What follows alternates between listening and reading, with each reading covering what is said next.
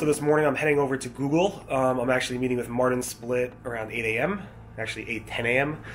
At the Google New York City office. We're going to do a YouTube collab, which means basically first I'm going to interview him for my vlog, and then he's going to go ahead and interview me on the Google Webmaster YouTube channel in his SEO Mythbusting series. So it should be fun. I think we're both going to somewhat focus a little bit on community. I'll focus a little bit more on the JavaScript side and indexing and crawling with him. So I hope you like the interview, and hope you like the experience of going to Google with me. From at Google, I walked. I probably shouldn't have. It was about 1.5 miles, freezing cold, but yet so hot now. Anyway, waiting for Martin Splitt to pick me up. He should be, I'm a little bit early, about 10 minutes early. He should be here soon. This is the, I guess, reception area. So I've only been here once before on this side of the building, and John Mueller picked me up. But usually I go through the other entrance for some reason. I guess they changed things around.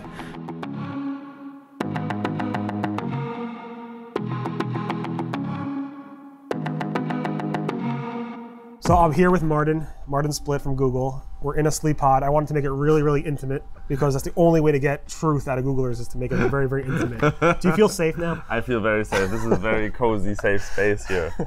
It's pretty cool. They have these sleep pods all over the place. Nobody's sleeping yet because it's 8 o'clock in the morning and people sleep at night or during the middle of the day. I guess they're already up. I think the cafe has opened, so everyone's having breakfast probably. That's good. Awesome. Can you please tell people who you are if they don't know who you are? So hi, my name is Martin Splitt. I'm a developer advocate or Webmaster Trends Analyst, depending on who you are asking.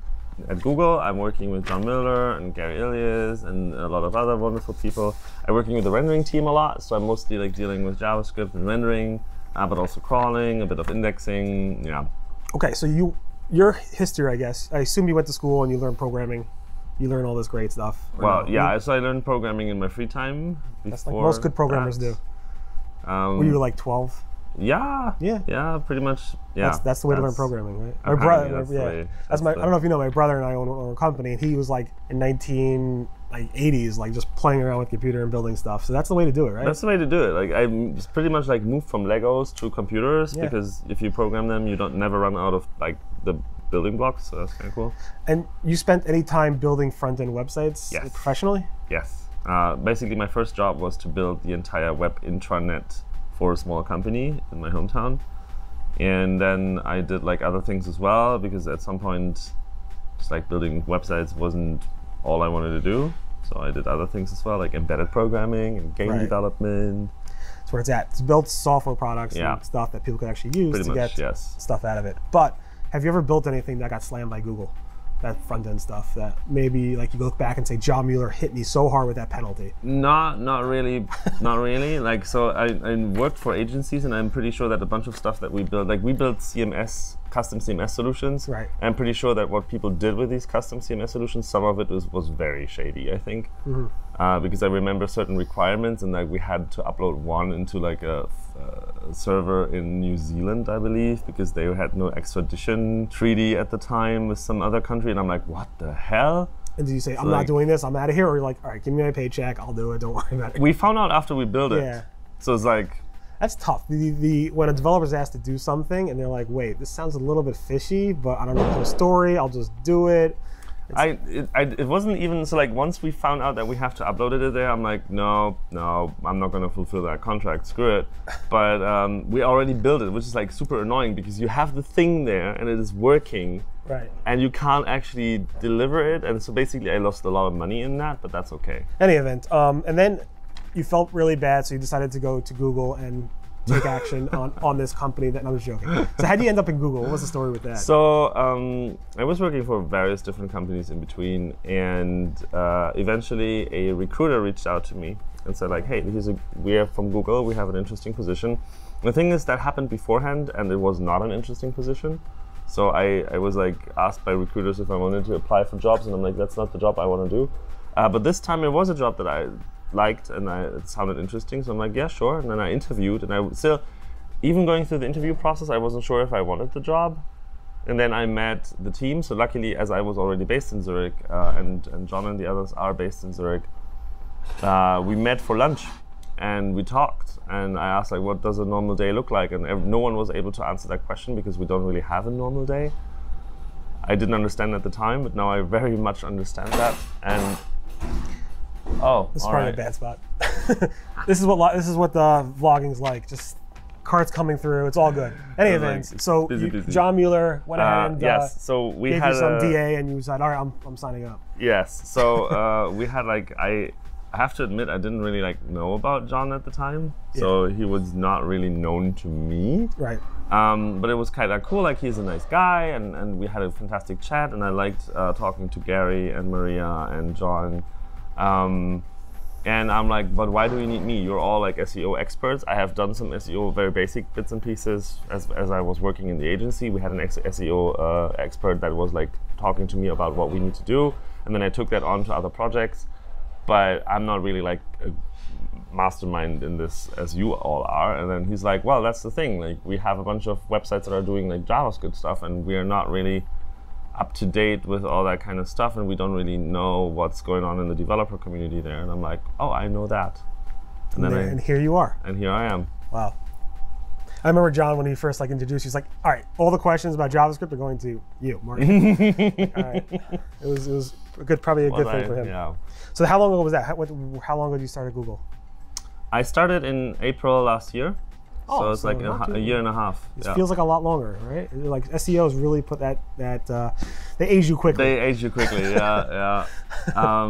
They make your hair go weird colors and stuff. Yeah. It's amazing. Cool. All right, I'm here in Google. We're doing a YouTube collab. Oh, it's a collab. Whatever, we're calling it that for now. I'm calling it that. You don't have to. It's a YouTube video series. Yeah, and Martin has a YouTube video series about SEO myths. So I figured I'd ask you a bunch of your SEO myths instead of and then you can ask me later about mine if I have any. I don't think I have. But what are some of the SEO myths that surprise you the most? Some of it is that we are out to get you. That's a thing that and oftentimes it's oh yeah, no, Googlers can't answer these questions. We can answer a lot of questions. It's just that sometimes there's not much that is actionable for the webmasters, so what's the point in saying something? Some of the stuff is also we have certain information or numbers or whatever, or parameters that keep changing, and it's so what really is the timeout after which you stop executing JavaScript? I'm I can say the number that it is right now, but then if you change that in a month, then you're gonna be walking around shouting these numbers that are wrong. And they're not actionable. Just make it fast for the user, and you'll not have a problem. Just wherever that number is in the code date in the database, just have it dynamically updated on a web page in all of these developer docs. And you're set. As if it would be so easy, because there's lots of edge cases. Whatever. And, you can make it work. You're a programmer. You can. Fantastic. I get you. So that's one thing that I'm oh, interesting. Also that sometimes people are really just not. Or what it's not really a myth, but a thing that confuses me is when people ask me a question, I give an answer, and then they are basically just trying to reinforce the hypothesis that I just answered. And so it's so you're doing X, right? I'm not really, we're doing this and that. And they're but I think you're doing X. And I'm what do you want me to say on that? Right. It's hard. Yeah. People have told me this, coming into the SEO community as a Googler, it's every word you say, especially around ranking, it's they will pick it apart. And I'm one of those people that pick it apart, so I'm kind of one of those. But you're trying to get the context. I think people, but at the same time, a lot of SEOs, that's their living. And if you say something that they're doing X, and X is not allowed or is not the right thing to do, it impacts them, and they're trying to find a rationale behind a way around it. Yeah. And that's just human nature. I get that. What I don't get is when you are not sure about something and you ask me and you get an answer that just does not fit your original hypothesis, then to me as a developer, I'm cool, so my hypothesis was wrong, so now I have new data points, so I need to rephrase my hypothesis. I think you should think about it in this way. This happens multiple times when I write about a Google penalty or a new Google guideline. I will go ahead and let's say Google announced that Google says widget links are no longer allowed. You have to no-follow them. If you have those widgets and you want to bet them, you have to be no-followed. So what I had was tons of SEO agencies saying, well, this is part of how we make a tremendous amount of money.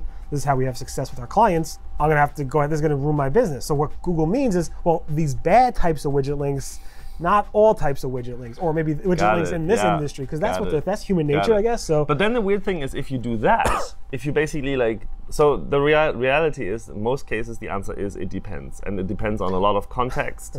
That's the reality of it. Should we follow widget links? Well, it depends on the widget, and it depends on the link, and so there you go. Now you just gave meta initiative. Yeah, and fantastic, and and then we are trying to give as much of an explicit answer or helpful answer for the context given. But then people are like, so that wasn't helpful because we were basically saying it depends. And I'm like, yeah, but that's the reality of it. If you want me to give an absolute answer, you get one, but then it's going to be the most defensive possible answer. So, Right. Well, another SEO myth question. What SEO myths about Google's perceptions of the SEO community bother you, maybe? Right. So a bunch of people think that we don't like SEOs or we want SEOs to disappear or whatever. And that's not the case. Like, we're not sitting behind our desk going like, what can we do to hurt the SEO community today? That's just not happening.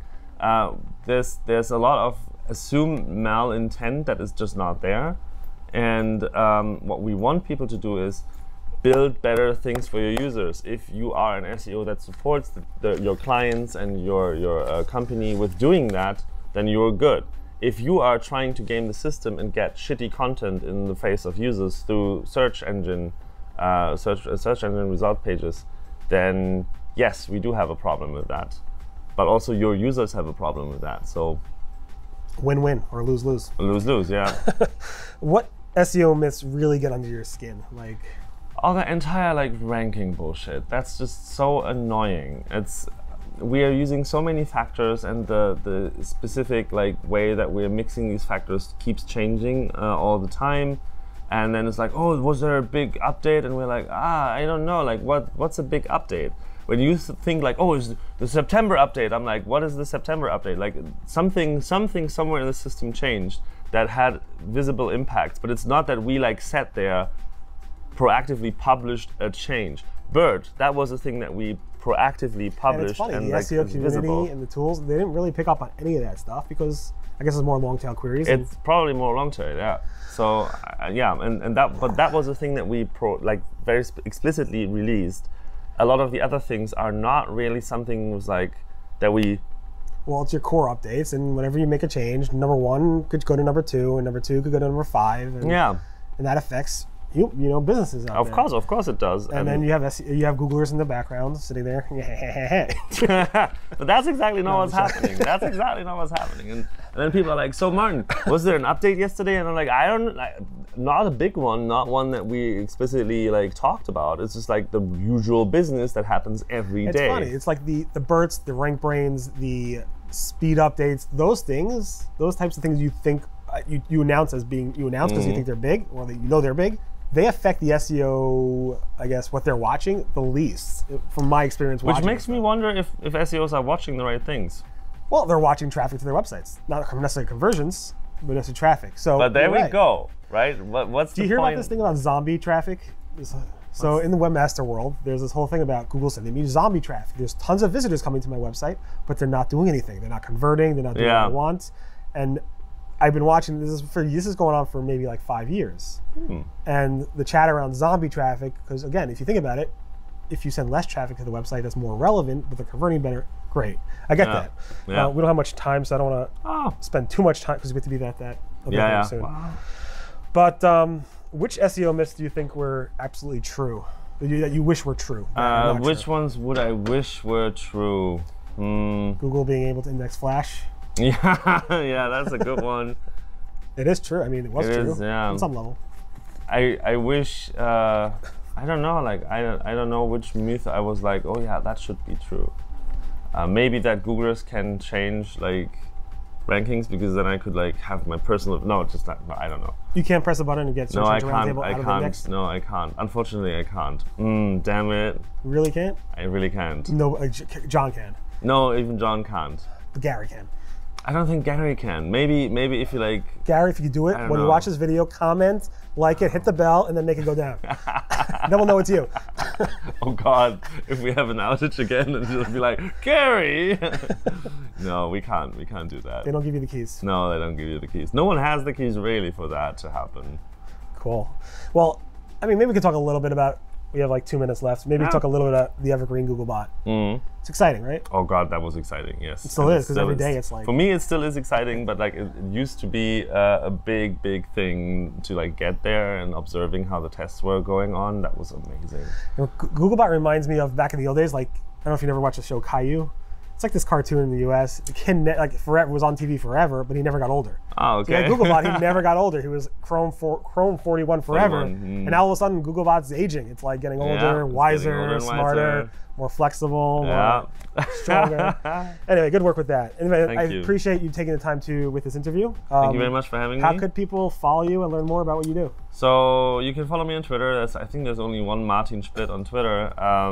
You can follow us on the Google Webmaster blog, and definitely subscribe to youtube.com/Google Webmasters. YouTube collab. All right, thank you. Thank you.